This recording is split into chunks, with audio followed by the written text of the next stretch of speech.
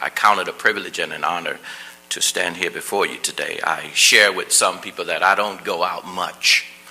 I don't get out much. My wife, you see her quite often on the front, advocating for violence, domestic crime, guns, whatever the situation is, violence.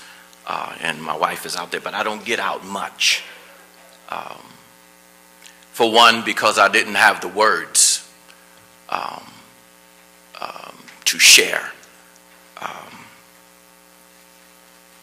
It's a hurt feeling to bring a child up in this world that God has blessed you to rear 5 children between me and my wife, and 5 lovely children.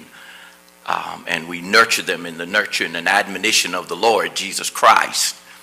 And for somebody to take it upon themselves to think that, they're the giver of life, and snatch my child from this world, it's not a pretty conversation.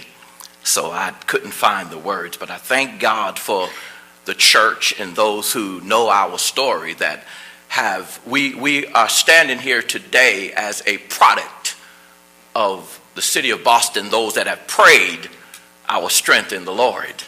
And I want to sincerely thank each and every one that have been constantly praying for. I'll tell you today that prayer works, because I'm standing here before you today, and I thank you for your prayers. I take this opportunity just to thank the Massachusetts White Ribbon Day campaign for inviting me to be a part of the solution in ending violence against women. To Governor Patrick in his absence, I thank you for being this year's chair for such an important event. As a local pastor in the faith community at large, we too play a critical role in cultivating and supporting a positive definition of masculinity that rejects violence and promotes respect. Masculinity is the trait of behaving in ways considered typical for men. As a child growing up, it was typical to watch my mother try her best to open a jar of tomato sauce. And when she was unsuccessful, she would hand the jar to my father and he would pry it open. And when my dad was at work and my mother needed something open, she would call on myself and my other 5 brothers. This cultivated a positive definition of masculinity. When there were things that required lifting or moving, we were called to do so. My brothers and I were being taught behavioral ways that were considered typical for men. It is not typical for a man to use his strength in an abusive manner towards women. Men, there is nothing positive in sexual assaults against women.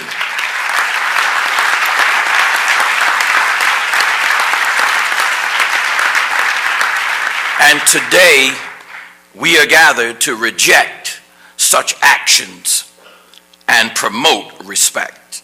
Men, today we can serve as important role models for boys that violence is and has never been the answer, and that women are not property. A role model is a person whose behavior, examples, or success is or can be emulated by others, especially by younger people. A role model is an individual who is looked up to, revere by someone else. I speak often of my father because he is the role model in my life. And I thank God for him today. I thank God that he is even living today. It was him that he demonstrated to me and my brothers what true love looks like.